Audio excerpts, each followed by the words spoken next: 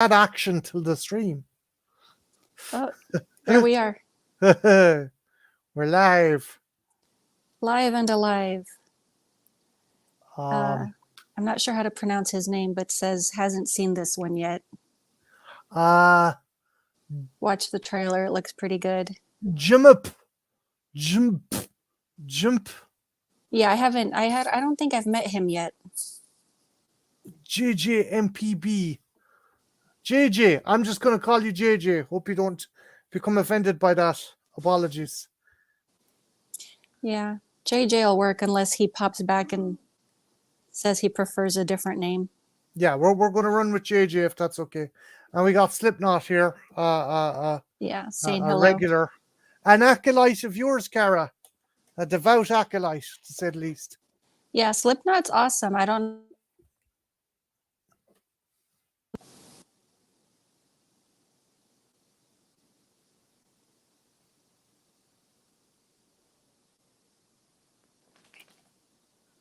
Kill List is fantastic, Slipknot fan. And this one's good, but it's definitely what I'd call a Marmite movie. And I'll get into that. Yeah, I'm not familiar with that term. That's the first time hearing it for me. It's this horrible vegetable spread that people either Oh, love or they hate. oh, okay. So I guess that would be reference to the mushrooms or something. No, it's just a reference to you either love it or you hate it. Because it's Ah, just people either love Marmite or hate Marmite. oh, okay. I see. I've never heard that. That's new to me. I learned something new. I don't think you get Marmite over there. It's kind of like Vegemite. It's Oh, okay. I'm familiar with Vegemite. We have to go to specialty stores to get that. ooh, Jesus Christ, Vegemite being posh. Never thought I'd fucking hear the end of it. Um, I No, love well, I this. mean, it's not as common here, so I think that's why like we have to go to stores like World Market or something like that to go find it. Get it? Yeah. Um, I'm delighted that you decided to do a stream on this, because nobody talks about this movie, and I can kind of understand, but it's fantastic. Yeah, I like it. The first time I saw this was when Shudder had all of those folk horror films that what was it? They were promoting that. What was it that it was that big box collection of folk horror films that was Yeah, released.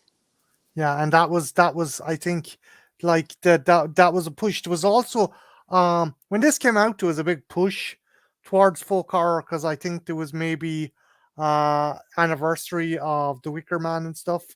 Hmm. Maybe 40th anniversary of The Wicker Man, and there was a really fantastic book called Through the Fields and the Furrows, which is Hmm. all about, if you get your hands on it, try and track it down, all about folk horror. I don't know if it's still in print anymore. Um, this is Ben Wheatley's maybe third or fourth directorial debut, Oh wow. and it's a fucking weird one in a lot of ways. Um, Garrett, do you wanna break down the synopsis, or do you want me to break down the synopsis? Um, you would probably explain it better as funny as it is. I review films, but I'm bad with synopsis. Okay, so I'm gonna give you the broad strokes of this. Well, try and give you the broad strokes. So it is set in the 17th century, about halfway through the English Civil War. That was when the royalists under Charles I were fighting the parliamentarians, which were under Cromwell, I think, at the time. And you have a pitch battle, and a character known as Whitehead, played by Reese Shearsmith, is essentially an alchemist and a coward. He's Reese Shearsmith always has played kind of snivelly characters, either likable snivelly characters or horrible dickhead unlikable snivelly characters, but he always plays snivelly characters. You might even know him from Inside Nine. He always plays these kind of really kind of sleazy, kind of, I don't know, just unlikable individuals. He plays our hero known as Whitehead, and I think he is an alchemist for one of the royalists, and one of the royalists had their documents important documents stolen by another kind of well, a man claiming to be an alchemist called O'Neill, played by Mike Smiley, another fantastic Irish actor, and he's tasked with bringing O'Neill to justice. So he ends up fucking off from the middle of the battle under the guise of he's going to apprehend O'Neill. And he bumps into Jacob, Friend, and Cutler, which are three other deserters. And Cutler convinces the other two that there's a tavern a couple of fields over. And this might seem bizarre to most people, but this was actually a very common occurrence during the English Civil War. People would be like, yeah, fuckers, I'm done. I'm going on lunch, and they just fuck off from a battle. And even royalists would set up dinner tables at the side of a battlefield during a pitched battle and have dinner and stuff. So it wasn't uncommon for people just to fuck off in the middle of a battle and go to a tavern or go eat something. So Cutler leads Jacob, Friend, and Whitehead to a patch of land, a particular field, and makes them a stew. And he spikes and laces the stew with magic mushrooms. And from here on in, we are not sure if the events are supernatural or these guys are tripping balls. And that's what I love about this movie. Yeah, I like that, how you're kind of left to come up and make up your own decisions.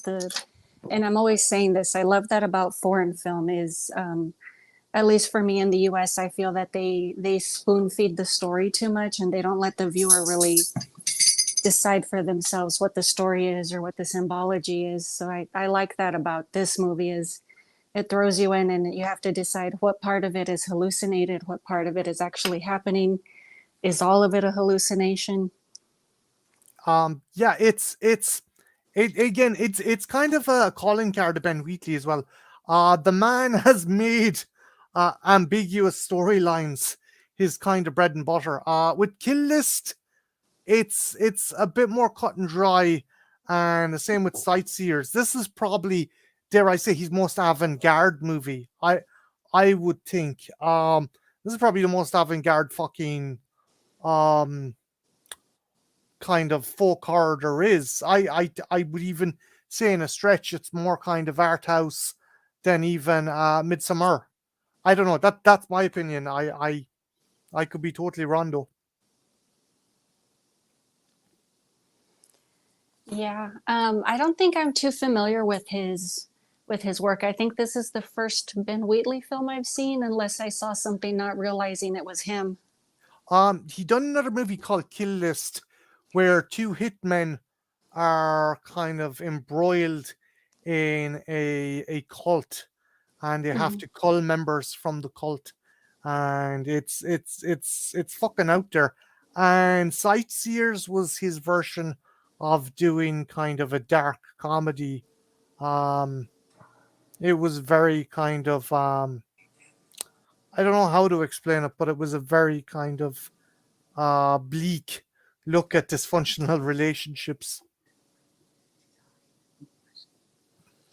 Yeah, I've seen the ending of Kill List, so that got spoiled. But no, I haven't seen the other Sightseers. two. Yeah, Sightseers. I haven't seen that one. Um, I'm a bit disappointed in him because I really liked his. He had a very kind of unique approach to filmmaking, and then the last that he made was the Meg 2, and I'm like, really? Jason Statham punched a shark. You went from this to Jason Statham fighting a prehistoric. Now you know me, Cara. I like my fucking prehistoric animals, but I Yeah. think it's a fucking waste of Ben Wheatley in a movie where Jason Statham has to fucking judo chop sharks. I don't know. No, Just that's a very big jump. Like kind of yeah. like he took something for the cash cow. Like I need the money so I can make the next best thing. So I'll do I this in the meantime. yeah. Maybe I can understand that. Maybe if he uses it to kind of fund another kind of passion project. I think the movie before that he did do with Tom Hiddleston, which was High Rise, which Oh, I was saw that one. I love Tom Hiddleston. He's awesome. Yeah, if I'm not mistaken, it was kind of his love letter to Cronenberg, Oh, and like there's a like lot of Slither yeah, or or Shivers. I think I said it wrong. Shivers, yeah, Shivers. with the kind of 70s nouveau style kind Yeah. of paradisal kind of apartment building or high rise Yeah. building. I loved Um High Rise. That one was great. that again, the dude to go from that to the Meg 2. But again, like you pointed out, it was probably a payday movie, and he can put the money towards making something he's probably more passionate about. Yeah. Um, I mean, that makes sense to me. I mean, not that I have any knowledge of directing, but that's the way I would have managed it if I needed money for the next thing. yeah, yeah. What is it? You got to put out to make love. I don't know. I, I just, No, it, I I just, like the sound of that. No, it makes perfect sense. it's just, it's, it is a bit of a shocking deviation. Um, But so our characters end up in the field after tits and fucking mushrooms. And then O'Neill surfaces literally from the fucking ground. Now, is it some kind of supernatural power he has? Did he himself take copious amounts of psychedelics and have himself buried? We don't fucking know. Was he standing there the whole time and they used a mirror to cover it? We don't fucking know.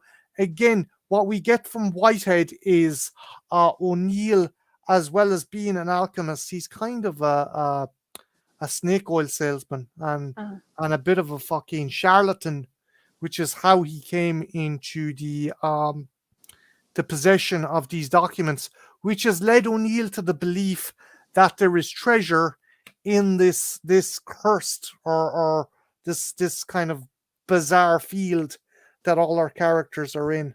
Um, like, is there anything any what would be the first kind of driving emotion that you had when watching this movie, or when the movie started to kick off and go into weird kind of places, Cara, for you? um, actually, I wrote it down. I was taking notes as I was watching. I have to go back and look, but I mean, at least for me, I mean, what really pinpointed it was when everyone starts breaking down, not necessarily when everything started going all trippy. Yeah. Um, that's usually when I start noticing stuff, but the way the film's directed, it kind of has like you have this strange discombobulation of scenes, which is like, is it meant to disorientate the audience as much as the actors are? That way, you know, we can kind of see and feel how they are. As an example, I love that one scene where the earth and the sky are turned to where it kind of looks like, I forget who the character is. He was crawling through the field, and then he kind of looks like he's laying down on the. It's all topsy turvy, so he looks like he's laying down where the sky should be. Yeah, that's Whitehead. And like again, we don't know if he's tripping balls or if it's some kind of lunar event as well. Does O'Neill know that there's some lunar event? And you hit the nail on the head. Um Wheatley disorientates and basically fucks with the audience in order to put us in the field with the characters, in the situation with the characters. Um, these guys are on some primordial fucking psychedelics, and obviously, without the knowledge, we know, well, to an extent, we think we know what they're going through. But to them, this is some fucking evil spell that O'Neill has put on. And it's just so um this kind of comforting and discombobulating that we as the audience are like, well, if we're feeling this, what the fuck are the characters going through, like, you know? Yeah, I mean, the only other film I can think of, like mainstream film that I can think of that does that is Oculus, where it kind of uses that same device to play or trick with the audience's mind. I have yet to see that, and I like Karen Gillian, and I like the director of that as well. I need Mm-hmm. to check that one out. Um, a film that came close, I think, and in some ways surpassed this kind of disconcerting kind of feeling for the movie was Climax. Have you seen Climax? No, I don't think I have. It doesn't ring a bell. A French dance troupe are celebrating at a chateau, and someone spikes the punch with LSD, and it goes off the fucking wagon from there. If you get a chance, check it out. It's fucked. It's absolutely mental. But again, for another movie to come close to kind of portray the effects of taking psychedelics, that one would come close. Now, again, you're also coming to a thing where like we've all seen movies, bad 90s movies, or even if you want to go back to fucking Reefer Madness, where what Hmm. Hollywood thinks, oh, this person's on drugs and this is what they see, and like Yeah. fucking Dennis Hopper's fucking Easy Rider and shit, people are tripping, this is what the nobody knows. Like everyone's brain chemistry is fucking different. Yeah. Nobody knows how they'll react, but I think Wheatley has come close enough to kind of portray how someone who, again, we don't know how these characters might react, but to put us in the mindset of someone from a time period who doesn't fully understand the effects Mm-hmm. of a potent drug or a potent hallucinogen, and I think he fucking hammers that home fantastically. Mm-hmm. Yeah, I mean, it's kind of, especially for someone who, like, not to be devious, but somebody who's never dabbled in any form of, intoxicants. You really don't know how to express or how to depict that on film. It's either a hit or miss, and I think the better characterizations are people who actually have dipped their toes because they actually know how to tell the story from that point of view. Yeah, like you look at Ben Wheatley, you looked at him when he's starting off. He's big shaggy beard, big shaggy hair, big fucking loose t-shirt, sandals. You're like, yeah, that guy's chased a dragon probably. But again, and I just go to say, if I knew someone who had eaten a large quantity of space cake and may have mistaken certain things for other things, and kind of somehow found himself in a state where he was outside his body, watched his body move, but was making the decisions of its movement. Hmm. Maybe that person can kind of fucking empathize. Not that I fucking, not that I'm gonna fucking, say on a live stream that I ever fucking took narcotics, maybe. But yeah, it's different for everyone. It's different for everyone. Yeah. Um, so again, while I don't think you'll ever portray how someone reacts to being on narcotics, because as I said before, everyone is different. He does get across how people who may not have known what the fuck drugs were or how they work um, would react to that. Is it magic? Is it evil? Am I under a spell? Um, I think that's something that Wheatley really fucking really kind of captures with this movie.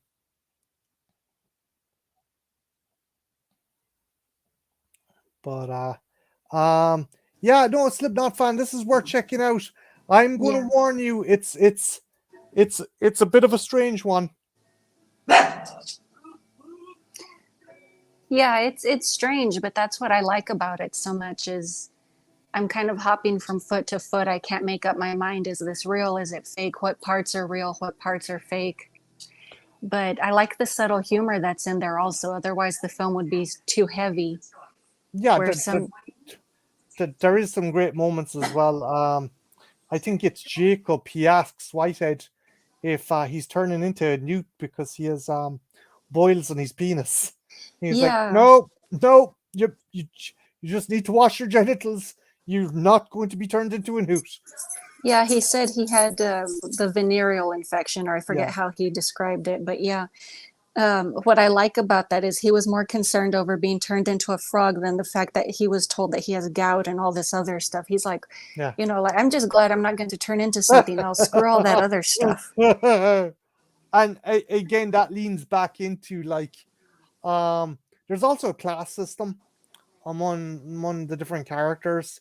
Um, so Cutler and Jacob are standard infantry, and then you've Friend, who's a pikeman, who's a fucking idiot, and that makes sense because you wouldn't be the most brightest bulb in the fucking drawer if you were going to go against cannon fire with a pike. So they would have picked the stupidest fuckers to be pikemen, and Yeah. it's just like, again, it's like, oh fuck, well, at least I don't have a spell in me. Yeah, your dick's gonna fall off and your feet might fucking fall to pieces, but yeah, you're not gonna be turned into a fucking newt or a frog. No. Um, And he again, even gives him some sort of a salve to put on it as well to help with the irritation.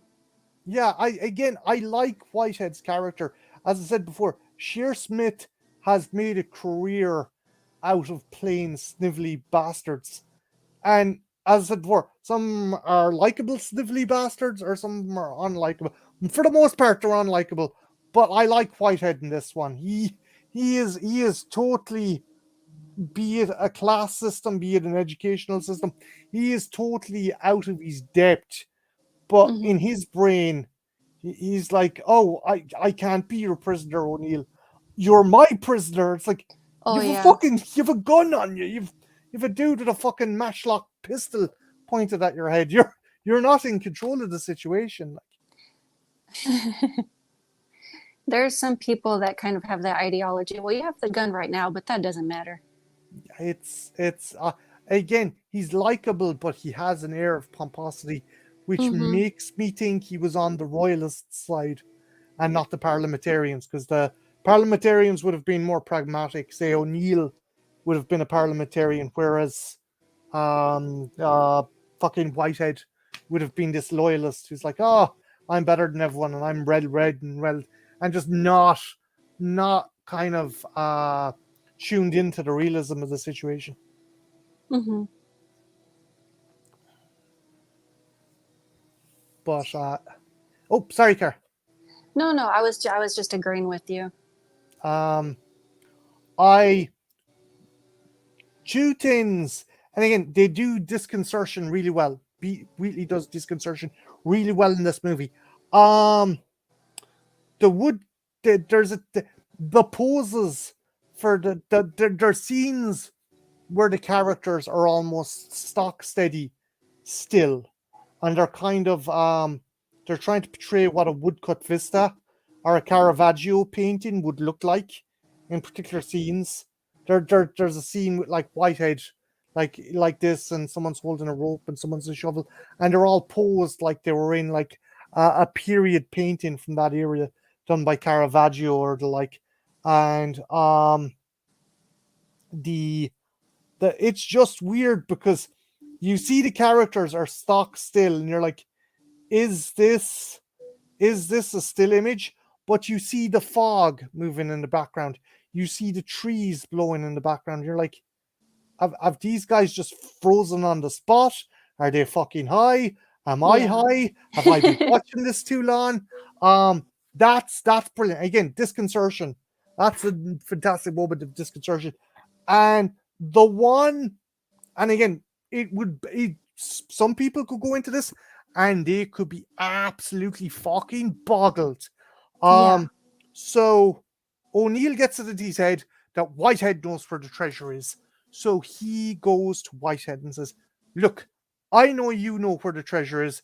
You claim you don't know where the treasure is. For all I know, you think you don't know where the treasure is, but I know you know where the treasure is." So he pulls him Yeah. into the tent, has him dosed on mushrooms, and then gives him fucking hard ale. And then the creepiest moment of the entire movie happens. And I'll let you take this because um, I want to get your thoughts on that seed. I don't know if I'm going to mess this up, but like when he runs out of there on the harness and you have kind of like that little sing-songy tune playing. Yeah, Pop Goes the Weasel, I think. I think it was Yeah. Pop Goes the Weasel. I mean, I like how the little happy tunes, it adds to the starkness of the film. Like it's just so the juxtaposition, it's just kind of like something so light and happy against something dark. It makes it unsettling. Again, it's okay. Has Whitehead done a spell? Is he turned fucking or not Whitehead? Oh, has O'Neill done a spell? Has he turned Whitehead into a divining rod? I don't know if you guys know what a divining rod is. It's Yeah. like a stick to find water, and fucking Whitehead comes barreling out with this fucking harness like a dog that's just been fucking given. I don't Yeah. know, fucking a vasectomy. He's like tearing all around the fucking place. And the guys are chasing after him, and it's just so fucked because he's with this kind of grin on his face, and you're like, what did he do? Like, I had one friend of mine watch this, and he, to this day, he's still adamant he sexually assaulted him. I'm like, Oh, I what? never even thought that. I I don't know where he got that from, and it's like, it's just Whitehead is totally kind of just he's broken from. But I didn't get that either. I don't know where my friend got that from. Maybe that's a whole window that maybe that's a whole aspect of my friend's life he needs to look into deep Uh-oh. down. But I was like, where did you get that from? But as well, there's a possibility there as well that like could he have done other stuff to him while he was in the tent? Like, there's that little narrow margin that lets you think that like, what the fuck did he do to him? Like, as well as giving him drugs and alcohol, could he have messed with him as well? I don't know, you know. Yeah, I mean, that was just my assumption, is that he had just been given something. I never assumed that he had ever been abused or anything Yeah, like that.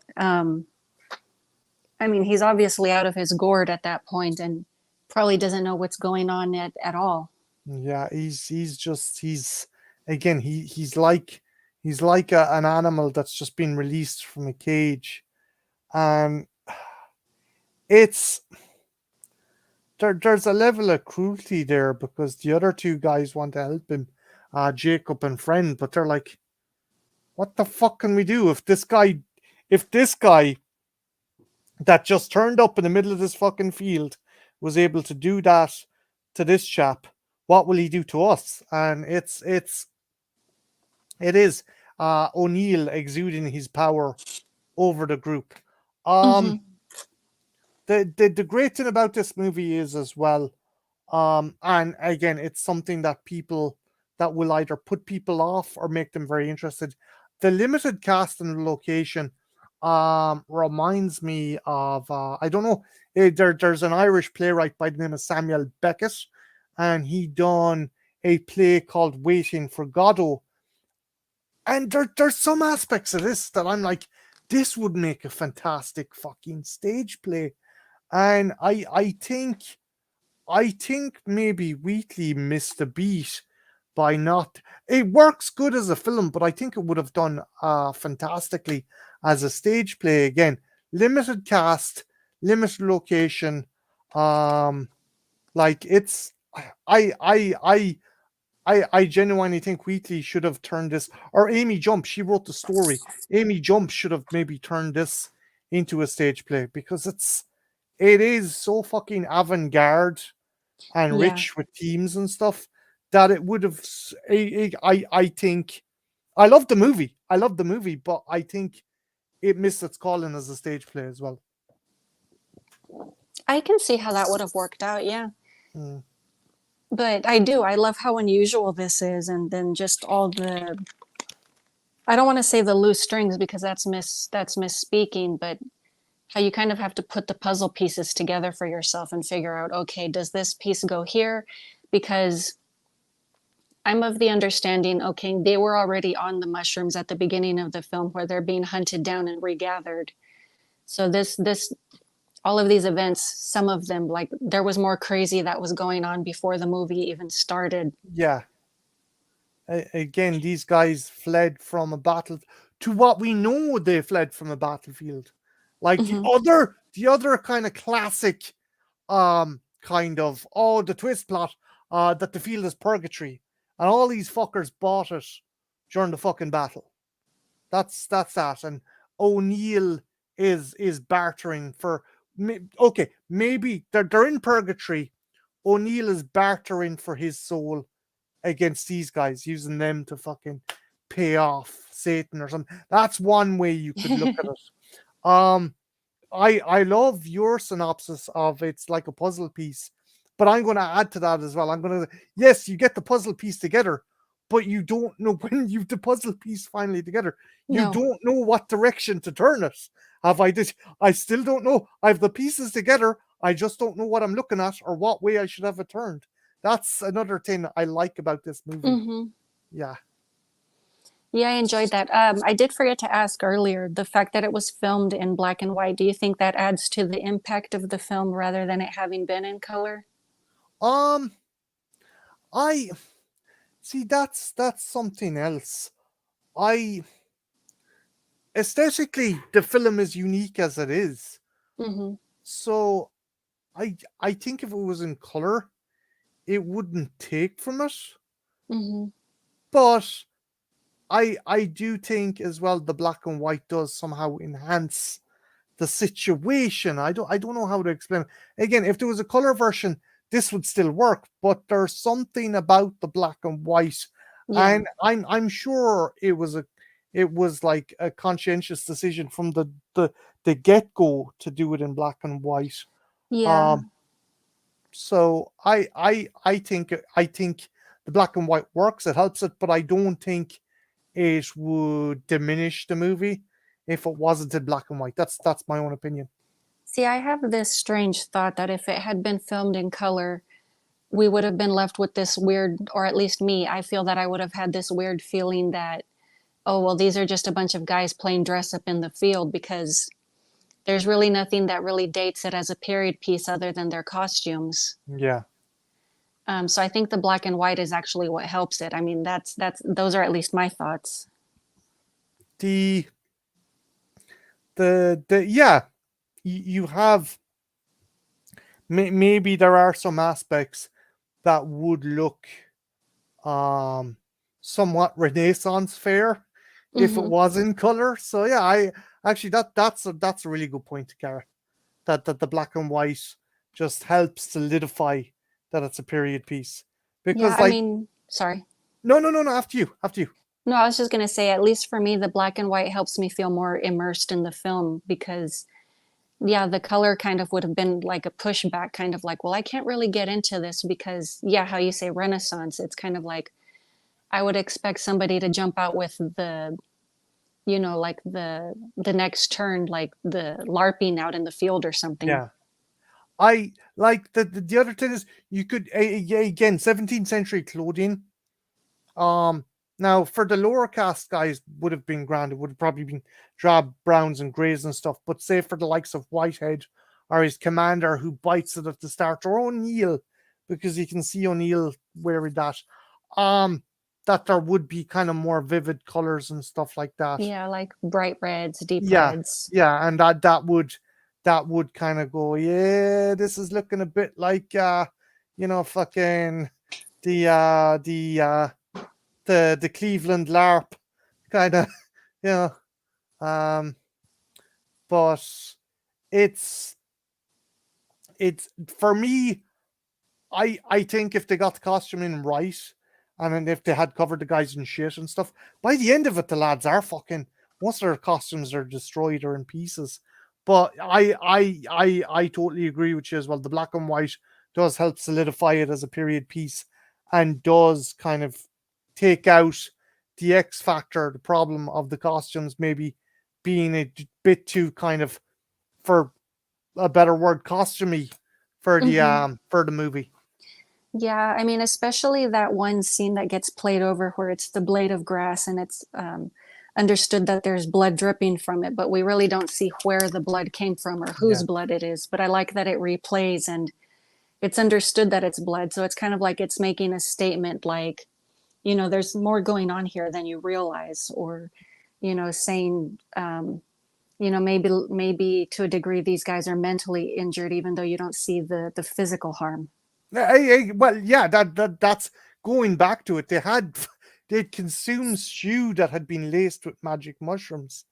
I think Um, twice. yeah, so there's no telling what kind of neurological damage these poor fuckers are going through. And again, we're looking at people from the 17th century, so they're like, "What's happening to me? I don't know what's going on. Am I going to turn into a frog?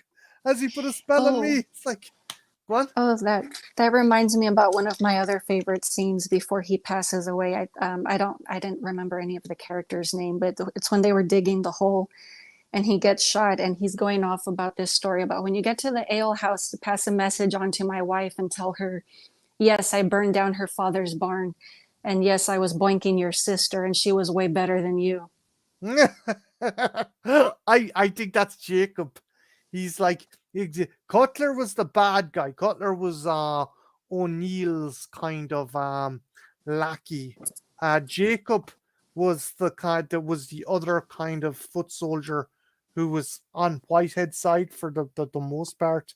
And he Mm-hmm. was like, "Yeah, make sure you tell her I fucked her sister." It's like Yeah, I stooped your sister and she was a prized sow.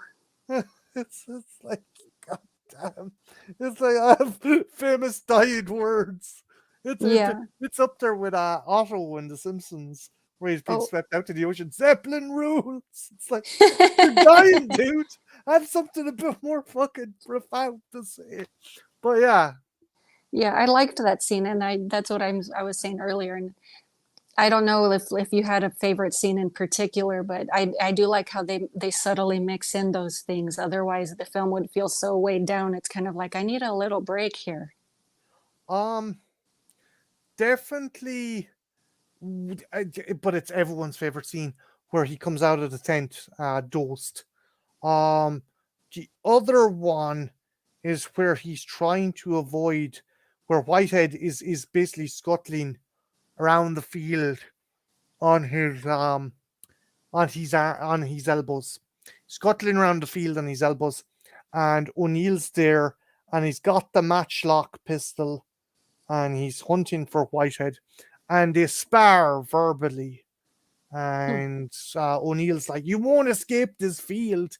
It's too powerful." And fucking Whitehead's like, "Then I shall fucking consume it." And it's like, it's like, are these two dudes either they're tripping so hard they think they're going to get into a fucking warlock level battle? It's like they're Whitehead's going to come out and start shooting fucking lightning, and O'Neill's going to start shooting. These guys are totally um like again. You get the feeling that um Whitehead's definitely more well read Hmm. than O'Neill, but O'Neill's more savvy. So Well, both these guys went from a point of thinking, yeah, we're alchemists. We're alchemists. We tell people we're alchemists. But now they're so fucking dosed on fucking shrooms, they're starting to believe their own shit. And that's what I think that sparring of words is about. Maybe I'm wrong. no, I mean, I got the impression that they're both frauds, especially for me. What nails it is I think White House was trying to get O'Neill to divine this treasure, but nobody even knows for certain, is it there? Is it not there? If he's such this great wizard, why can't he find it himself? He has to Self, yeah. trap someone and make someone else find it for him. Yeah, it's again, it's it's maybe it's a thing where like both of them think actually this guy has some power, but I don't want to let on that I Yeah. know he has power, and they're both, oh shit, we better not let fucking people realize we don't have any fucking power. So Well, it's it's a brass clanging contest is all it yeah, really is. yeah, it's who's the biggest swinging Mickey in the field, like, you know. Um, but I definitely appreciate the fact that we are kind of left in the dark, whether these guys have somehow enacted some fucking power, some Lovecraftian, some eldritch power from this field, or if they're just tripping balls. That's the fantastic thing about this movie.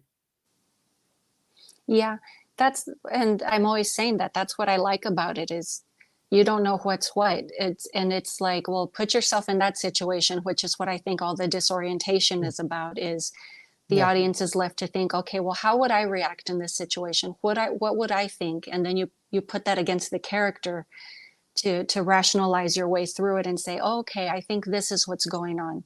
I think that's why this happened, yeah. instead of just wandering around and saying, I don't understand this movie. It's confusing and it's trippy and I don't get it and I don't like it. I won't. I'm with you 100%, Cara. This film is fantastic. I think people should give it a chance, but I won't totally kind of. I won't totally give people a ribbon for not getting this movie or not Yeah. even liking this movie.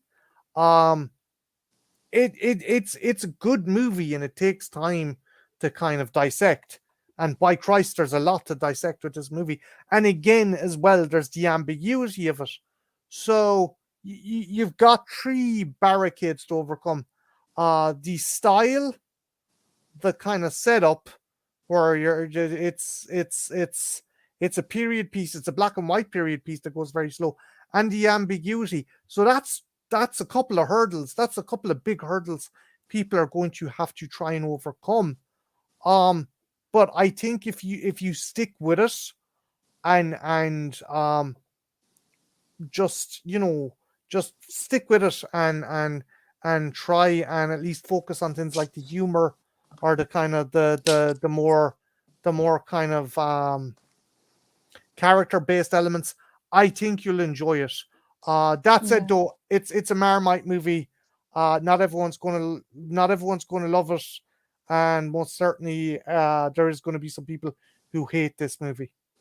Yeah, I mean it's definitely a talking heads film. Like, Mhm. I want to say there's little to no physical action, but whatever action you do see, it's more impactful because Yeah. there's so little in between. But I did also want to mention, as uncouth as it is, one of the beginning scenes, which I thought was funny, is where the guy was trying to relieve himself out in the field, and one of the guys says to the other, "Oh, that sounds like hard work," and the other one walks up, "Is it a boy or a girl?" Yeah.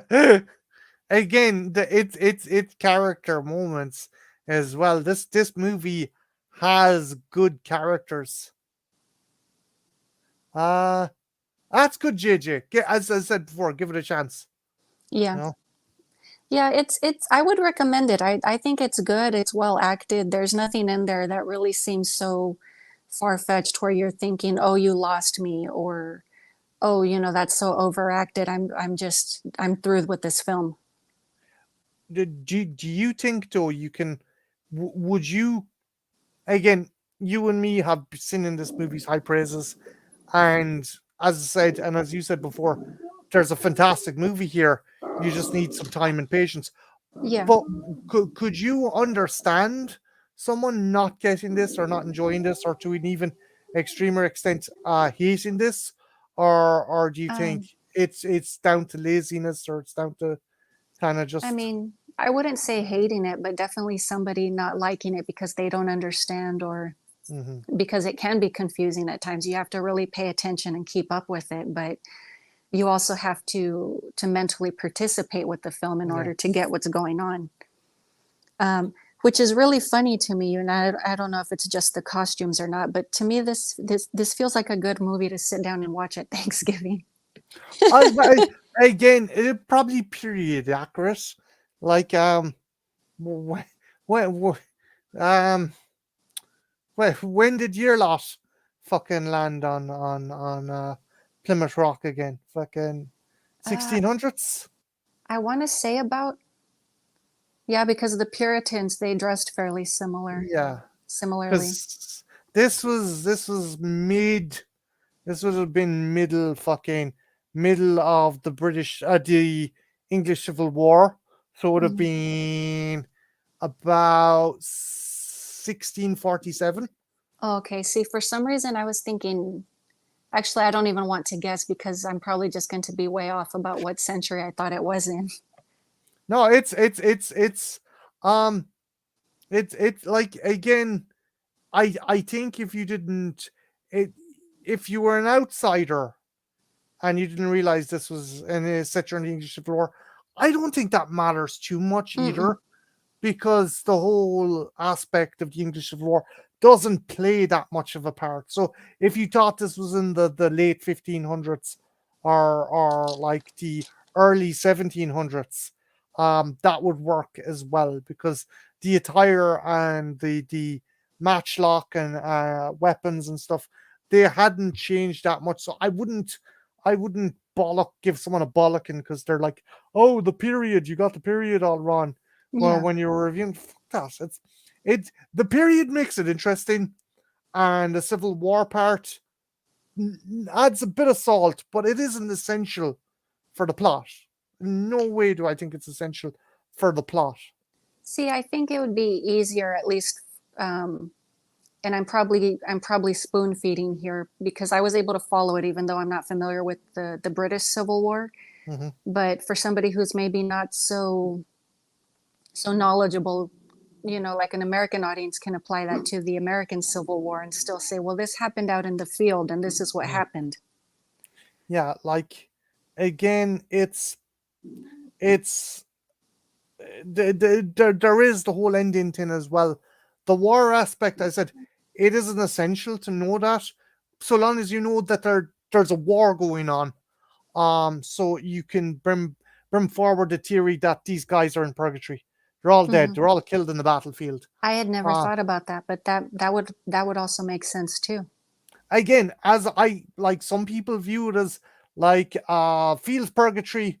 O'Neill has trapped him here because he doesn't want the devil taking his soul, so he's bargaining with Mephisto or whoever the fuck, and he's Mephisto. gonna, yeah, Mephisto, Well, maybe or that's the actual treasure, but that the audience is led to believe that it's actual gold that they're after. But yeah, and that would make sense, especially when they get to the bottom of digging the hole, and the guy's like, "I found the treasure," and he finds a skull instead. yeah. It's like, maybe the treasure is they're like, I need to I someone else, excuse me, Ah, someone look, else. there we go. JJ was saying 1741 is when we landed on Plymouth Rock.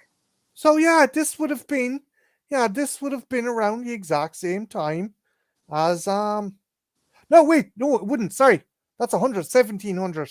So this would have been 100 years earlier. Apologies.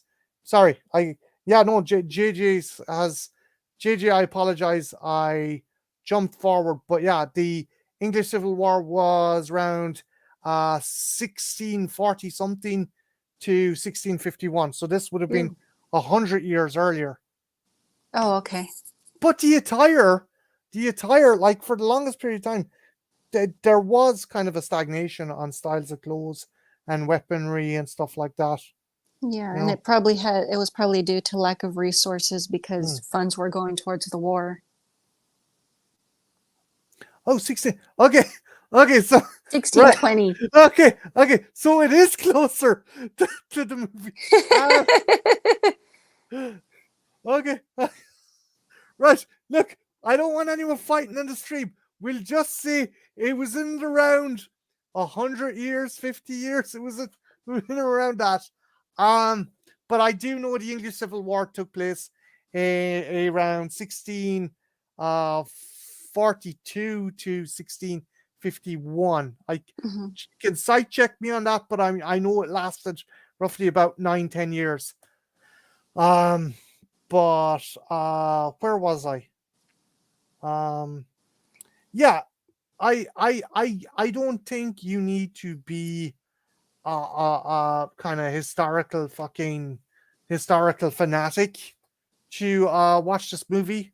Mm-mm. Just be aware it's set during a war in a particular kind of century, in a particular time, the 17th century. You don't even have to allocate it to the early part of the 17th century or the latter part. Hell, you could say it's the the end of the 16th century, the start of the 18th century. It could work either way. That's not essential. All you need to know is there's a war on.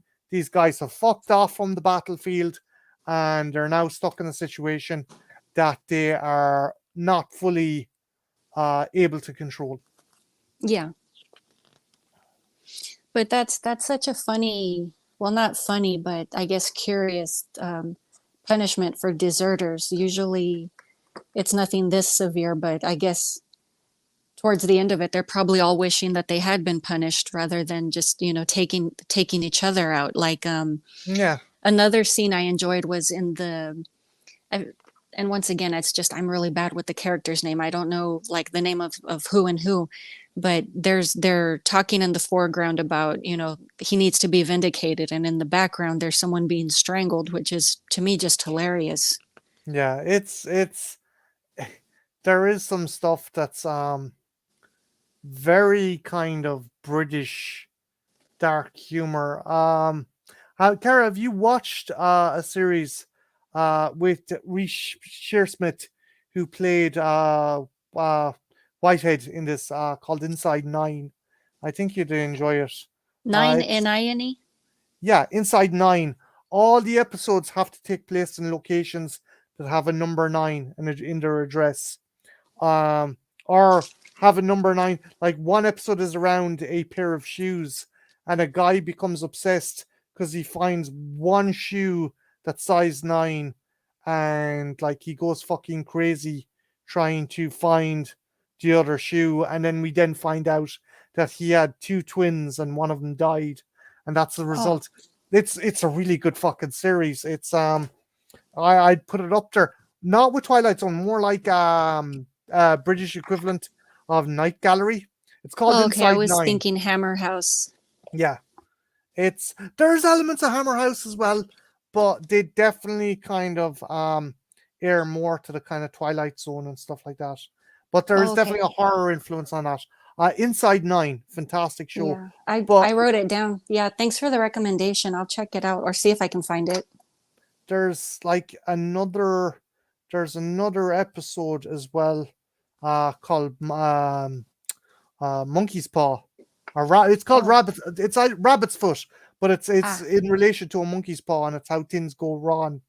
And like the episode ends with a guy wishing his friend's son back to life, but the Mm-hmm. other guy thinks the whole thing is cursed, and he doesn't believe it. So he decides to cut the gas line and blow the place up. And as he sets it on fire, his son, who came back from the dead after dying from cancer, walks in the door. And it's just like Oh, Jesus Christ. It's like it's that sick, twisted kind of sense of fucking humor. Um that you were talking about in that scene. You have to laugh kind of at how horribly timed everything is, or how horrible things work out. it's kind of like the ending scene of The Mist, where the guy, thinks he's showing mercy to his family, and then it Yeah, turns out that they've been saved. yeah. Again more with a humor. I don't know, humorous twist. There is kind of a humorous. I'm not explaining the episode right because it is cruel what happens in the end, but it's also really fucking funny. And when Oh, my friend watched it, it's like, it's okay, Ronnie. I brought your son back. What? It's like fuck. yeah, it's like darn. Yeah. Like had he been like a few moments earlier. Yeah. But yeah, definitely check out Inside Nine. Um, there's some fantastic episodes. There's one with a woman who tries to assassinate a crossword creator. Um, there's another that is totally silent, where two guys are trying to burglarize a house that is made of glass. They're trying to break into a house that all the walls are made of glass and they can't make a sound. It's fucking weird. Um, Again, if you get a chance, check it out. There's a brilliant episode that takes the piss out of Witchfinder General as Hmm. well. So if you get a chance, check that one out. Inside Nine, fantastic show. Oh, okay. Yeah, it sounds like it's fun. I've never heard of it. I mean, there's a lot of stuff I would definitely love to check out and explore because there's a lot of stuff, across the pond that I haven't discovered that I would just love to get exposure to. Have you seen League of Gentlemen? No, I haven't. Okay, and before anyone else, this is not extraordinary. The League of Extraordinary Gentlemen. No, this is about. It hasn't aged well now, particularly because the character of Papa Lazaro.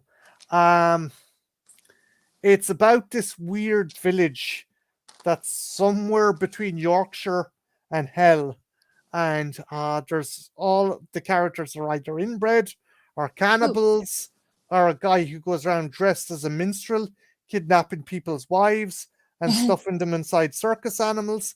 It's fucking weird. It sounds It, like something I would watch. yeah, League of Gentlemen. It's fucking, and again, Reese Shearsmith is in that, and he's brilliant. They went on to do that, and then Inside Nine, and some of the guys I think behind the Mighty Boosh. Were you saying that you Hmm. liked the Mighty Boosh? They Yeah, were I like the involved. bush. Yeah, they were involved in League of Gentlemen as well. So I think that I might dig that. Um, Yes, yes, you're my wife now. Papa Lazaro. Basically, I okay. I'm trying to be as sensitive as I can. There is a uh-oh. villain in the series who goes around as a minstrel, kidnapping people's wives, and like he puts them in a bag, and like he takes them and says, "You're my wife now." And it's when he's talking to someone who isn't a woman. Hey, Dave. How you doing, Dave? Um, it's it's fucking bizarre. It's a cross between Monty Python and Texas Chainsaw. That that's how I'm gonna explain to you, any Wow. American audience member. Texas Chainsaw meets Monty Python, League of Gentlemen. Hmm. But yeah, check that out.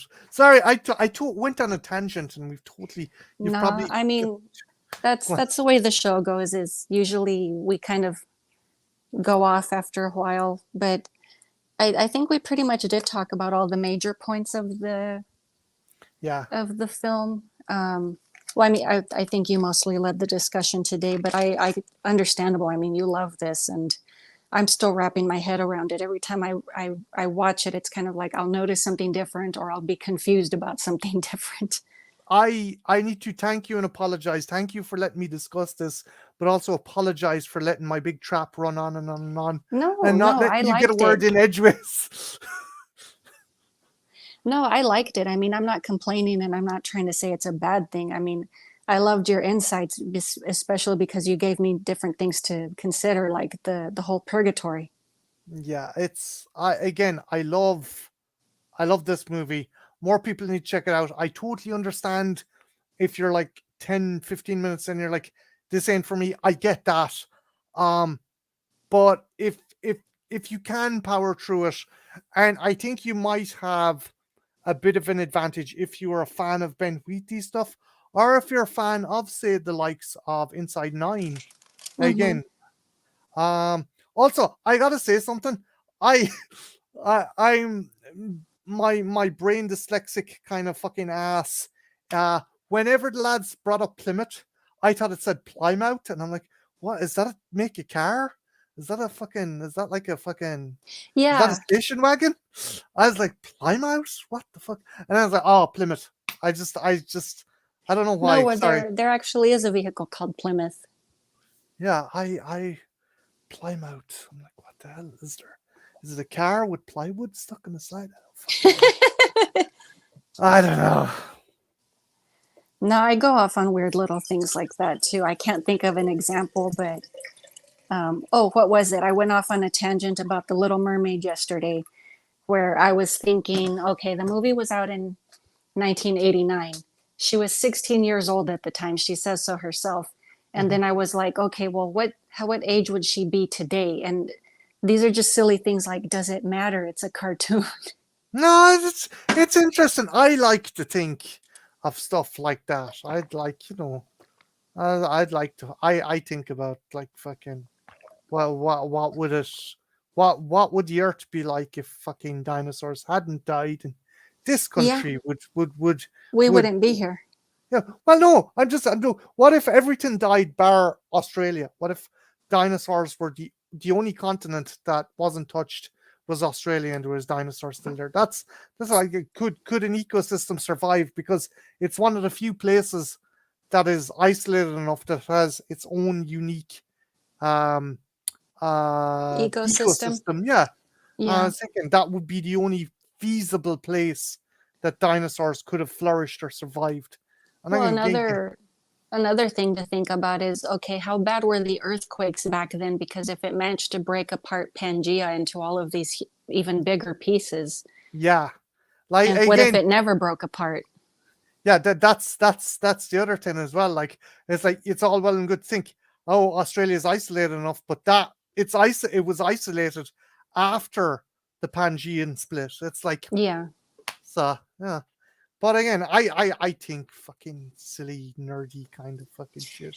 Oh no, I mean, I kind of get geeky myself. I was saying about the whole mermaid thing, and that's only just a recent example. I can't think of any other ones before then.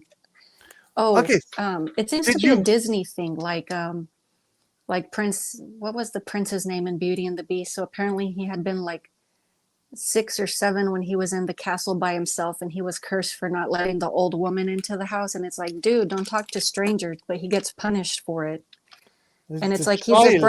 he's a bratty little rich kid. So of course he's not going to consider things like inner beauty. The whole meaning of the film is skewered I or always skewed. assumed shit. I never realized that, Cara. I always assumed he was some handsome chode who was just like, oh fucking, I get all the bitches. Get No, out of he here, was a old little woman. boy I when he didn't got realize that. cursed. I thought he was like fucking Johnny McHandsome from the drops. So Yeah, somehow one came along and said, that child's awful bold. Bush turned like what did fucking 10-year-old beast look like? Was he like some kind of goat looking child or like a little cub or something. I don't know. What the fuck? Like, I don't know. But that would explain, like, okay, why the house was so torn up, because you don't do that overnight and you don't do that by a certain age. Also, that well, I suppose the furniture were sentient. As like, if he was changed at that age, how was he kept alive? Who looked after him? But sure, all Well, the enchanted furniture. well, who's to say he didn't kill some of the furniture? He has That's a bad temper. that's a good point. Technically, they did. They had to kill one of the furniture Well, in Beauty and in the ending scene fights, they killed the furniture. Somebody's running around with a chair leg beating people. uh, but they actually killed the giant organ voiced by Tim Curry.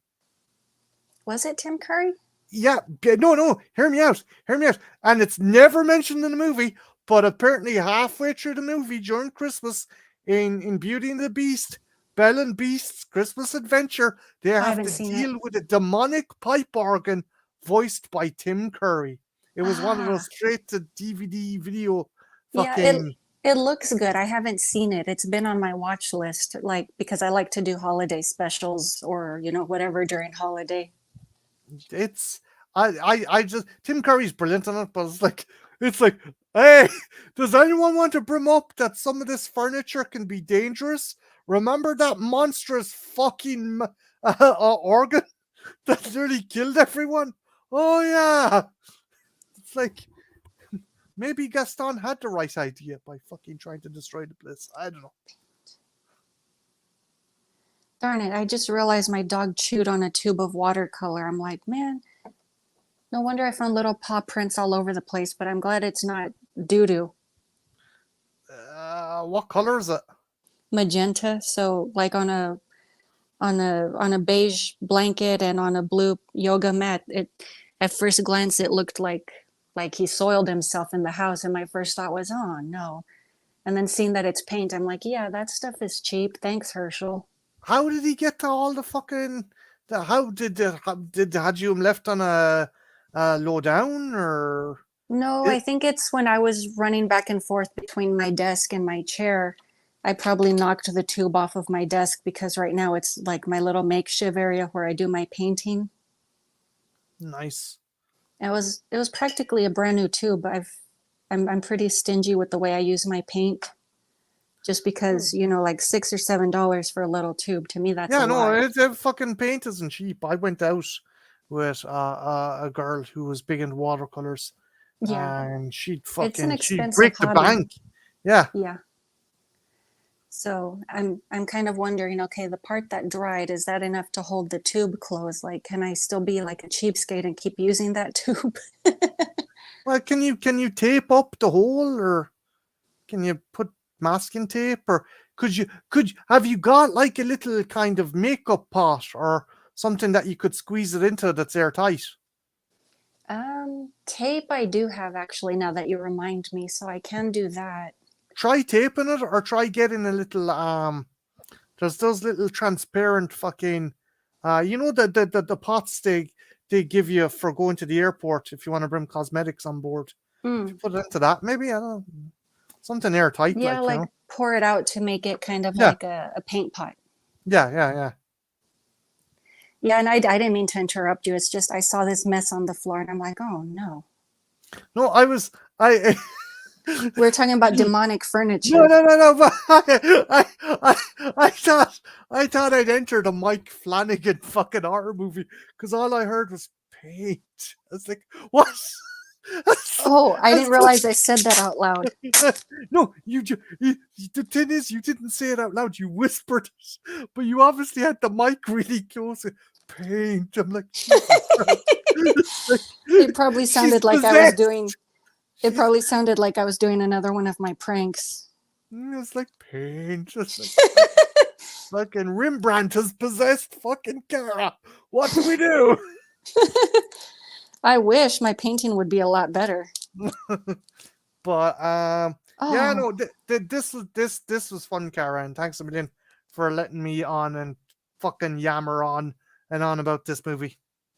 no, I enjoy these film discussions. I love it, and I think our next one was sometime next month to discuss Prey. Yes. If you want to, again, you need to fucking force movies on me as well. That I I enjoy that. It's not everything that I'd watch, but, like, if you've No, got anything I that, don't see it as forcing movies. I mean, that was your suggestion. I mean, you recommend ones here and there, and then I kind of say, "Hey, how about this one?" So I think it's even, like we've got this back and forth. yeah, I'm excited to see what you think of Prey, because I think it's brilliant. I think it's a step in the right direction for the franchise, and yeah, it's cool. And people who woke, fuck off, with your backwards fucking. I'm tired of all this woke nonsense. It's like you're so woke, you went back to sleep.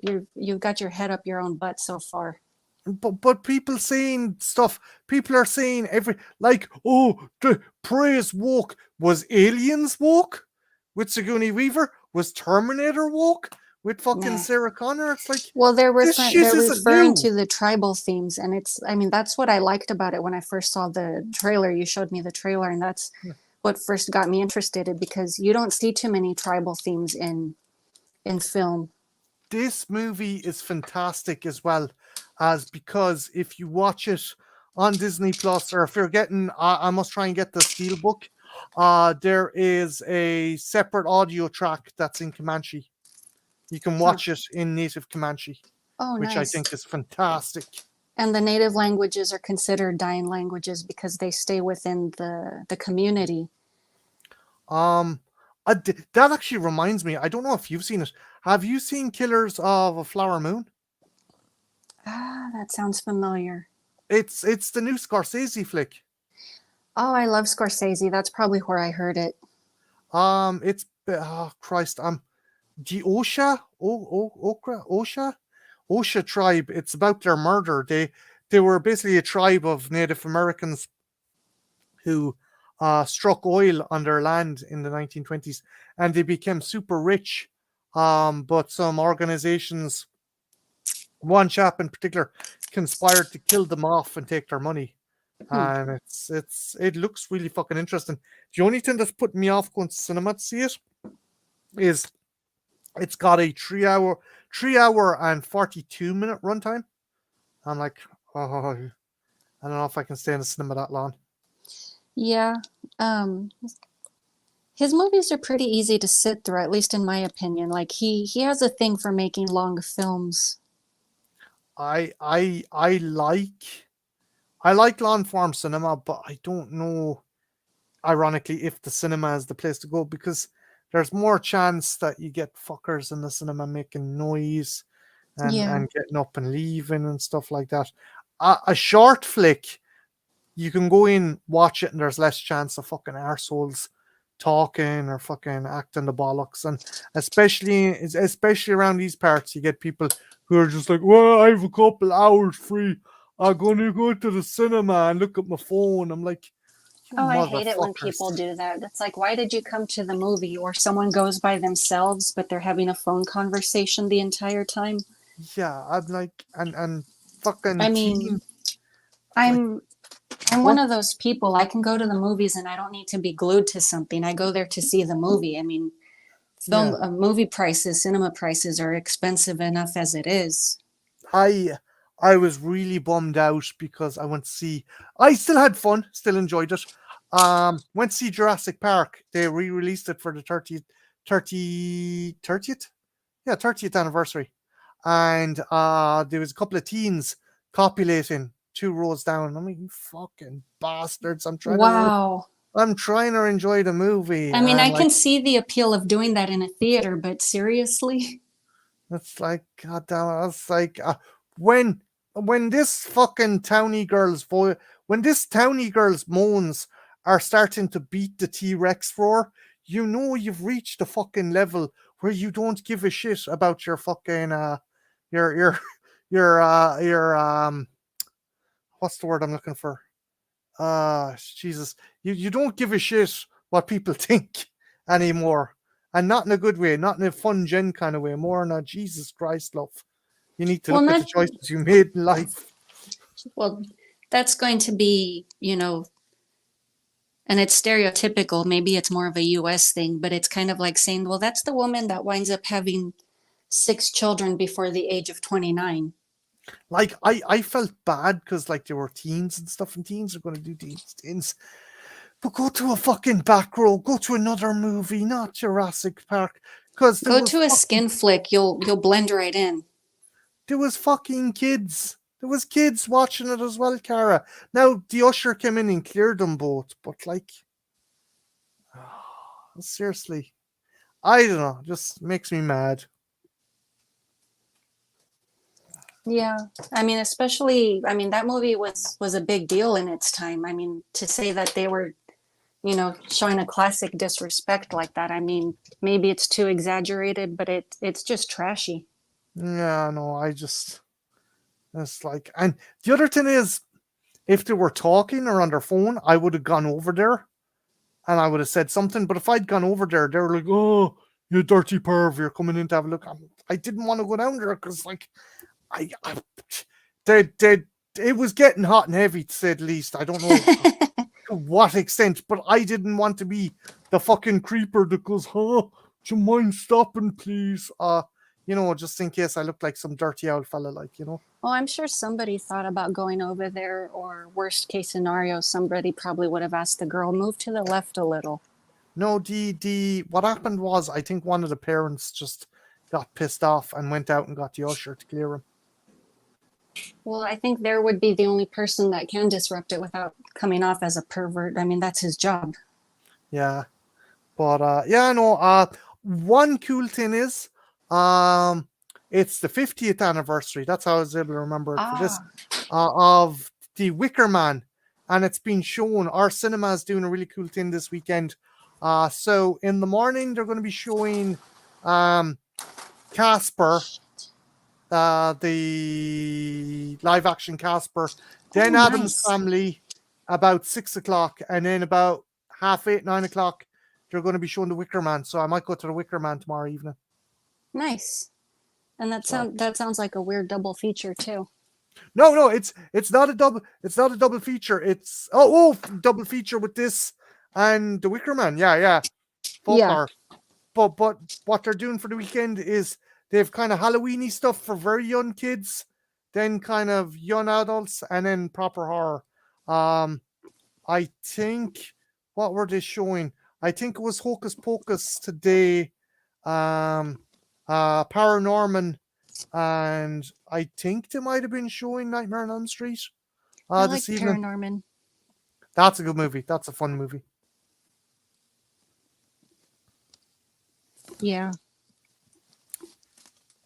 But yeah, no, I'm probably going to go check out the Wicker Man tomorrow. So I go in there and the joke's on me. It's the fucking Nicolas Cage one.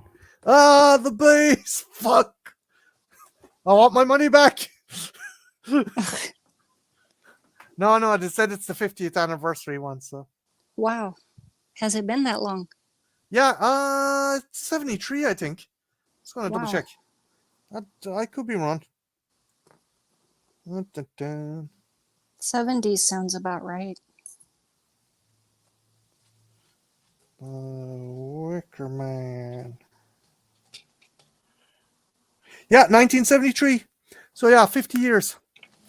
Is there any local cinema in your area, Cara, that's doing any kind of showing any old horror classics or anything? They don't necessarily do it for anniversaries, but it's Alamo Drafthouse. I'm not sure if you're familiar with the name. They do little things like that. Cool. Or they'll have these cool events like they do Terror Tuesday, which is every Tuesday, and they'll show an older film on Tuesdays, or they have Weird Wednesday where they show really bizarre stuff. Nice. Cool. Yeah, our cinema changed hands and they're doing some interesting stuff now, so that's pretty cool. They changed the orientation as well of the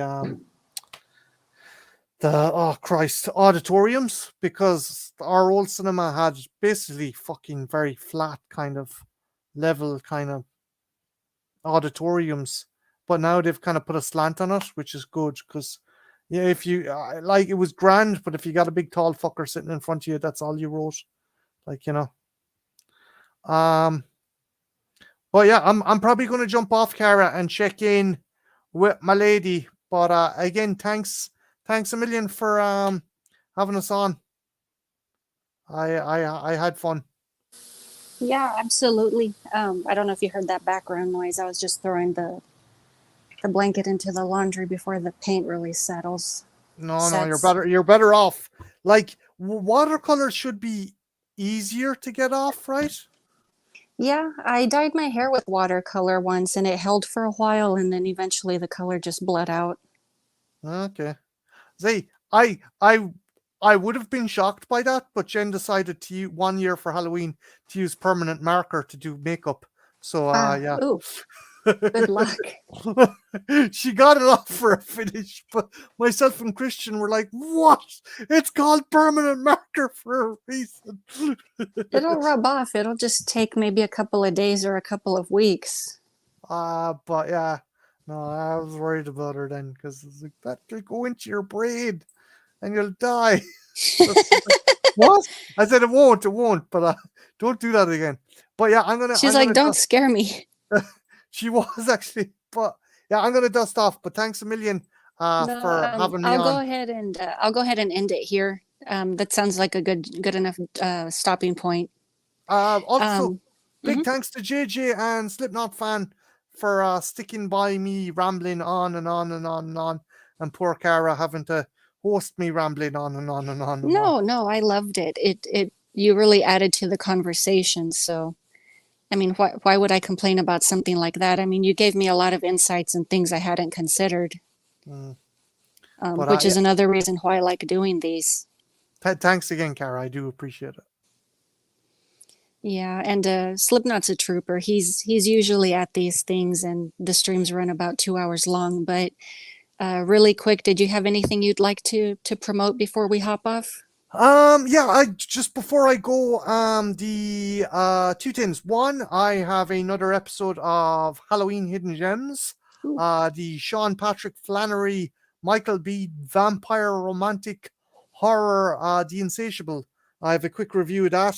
And Halloween night, a couple of people, including the fantastic Cara herself, is going to be participating in a couple of streams. My one's going to be on werewolves, so hopefully I'll see you there. Yeah, as long as the time frame is good, I can definitely stop by the Halloween day. I still don't know what the schedule is. Sure, we'll sort something. We'll pass each other in the night, as the man says. Yeah, I mean, if there's, I don't know if Ethel has made it, I'm getting ahead of myself, but if like an overall time slot has been made, we can just share that publicly, and then that way people know when to jump on, like if they have a favorite show or favorite host. Yeah, and you're still planning on doing Halloween specials, right? Yeah, I want to do Halloween specials.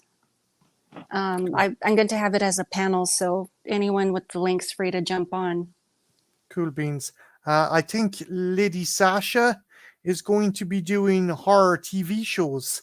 Mm-hmm. And Jen and Christian are just going to be having their chill chat, and Ethel's probably going to be having a watch along or either a discussion with Filthy Dance Horror on John Carpenter.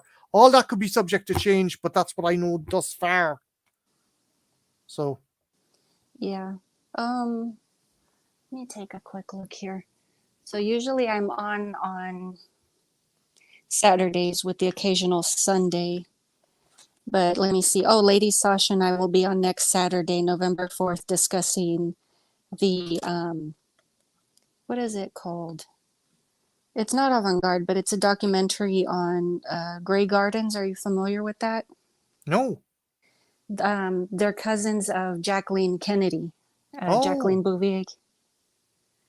Yeah, and they lead this really weird, obscure life, but they were very much the hoity-toity of their day, and now they're living in this mansion that's pretty much condemned. okay. It's interesting.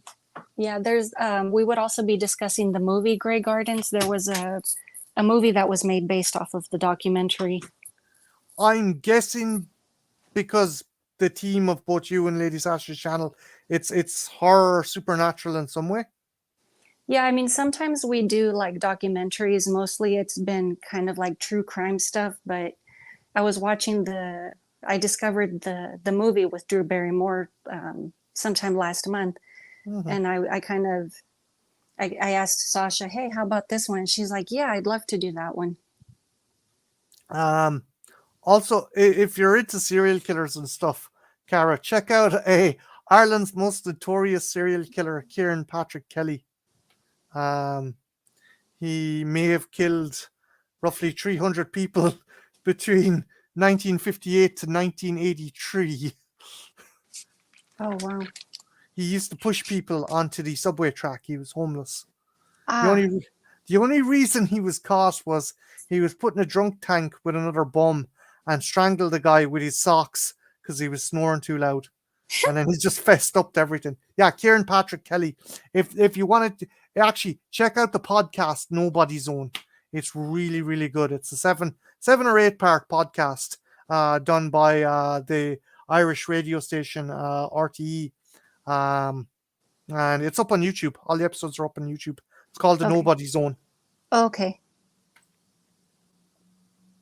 Yeah, I'm making a note of that.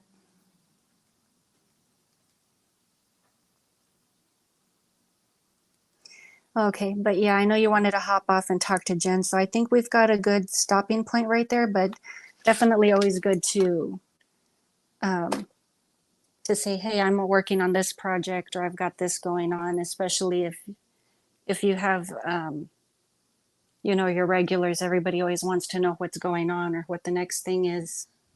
Yeah, no, again, and thanks for giving me the opportunity to promote that stuff, my 2 tins. Yeah, absolutely. Yeah, I mean, I'm usually on Saturdays, more or less around the same time frame, even though I know I tend to run late. And I'm, thankful for everyone who hangs around and waits.